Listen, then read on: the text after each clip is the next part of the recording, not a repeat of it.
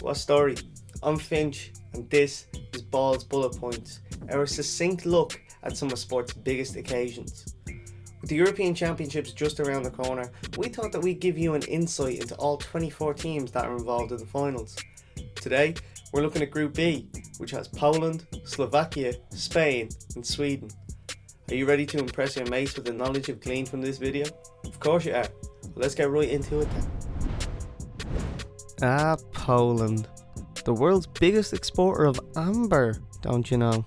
Poland finished top of the qualification Group G, dropping just 5 points in the process of reaching the finals. 17-year-old Kasper Kozlowski has already been dubbed the Polish Pogba, so no pressure on you, kid. And the Pogon player is already on the radar of a host of Europe's biggest clubs, so he's in the shop window. We already should be supporting our Polish neighbours. Polish nationals represent the biggest non-Irish demographic in the country, so if any country should be our secondary team, it should be Poland. Robert Lewandowski's TikTok is fairly toxic, and not in a mean-spirited way, but despite being the best striker in the world, he's a menace on that app, and we don't want to show you because it's absolutely horrific. We think that 66-1 from Ladbrokes is quite a high price for a team with the best striker in the world, but they're probably not winning this competition.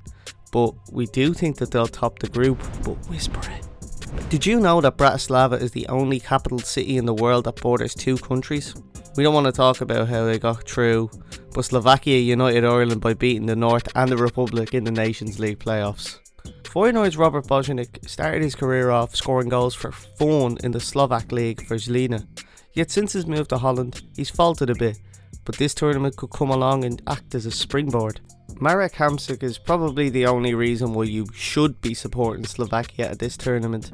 He might be over the hill and playing in Sweden, but his hair is still absolutely class. Okay, Slovakia aren't the sole reason why we're not in the finals, but we can absolutely blame them for it. We're a petty bunch here at Balls.ie, so we say in this tournament, down with Slovakia. Unsurprisingly, Ladbrokes have Slovakia at 400-1 to win the tournament, and considering we nearly beat them, it's not hard to see why. They'll probably finish bottom of the group too. Aww. Would you mind liking the video, subscribing, and maybe even turning on the bell notification? In Spain, the tooth fairy is actually a rodent called Raton Perez. Spain went unbeaten in their qualification group, unsurprisingly finished top ahead of Sweden of all teams. Pedri is the future. The 18-year-old from Barcelona is a positionless wizard who plays the game of football in a not too dissimilar fashion to Andres Iniesta. High praise, but apt.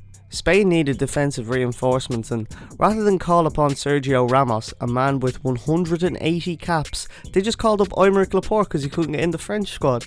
That is absolutely gas. Spain humiliated Ireland at Euro 2012, and that drubbing led to a mid-hiding rendition of Fields of Athenry, which boils my blood every time I hear it. God, I feel like Roy Keane. Spain are a short 15-2 with Ladbrokes, and although they aren't the same beast they once were, they could go on a deep run in the tournament. We say that they're going to finish second place in this group behind Poland though. North Korea still owes Sweden millions of dollars from ordering loads of Volvos in the 1970s. Sweden were in the same qualification group as Spain, and they finished just behind the Iberian heavyweights. Dejan Kulusevski was one of Italian football's biggest prospects when he was playing on loan at Parma, and last season the winger cemented his place in Andrea Pirlo's Juventus side. He's a very tricky attacker. They're bringing Henrik Larsson's son to the Euros, and that is extremely exciting. He's also named after Michael Jordan.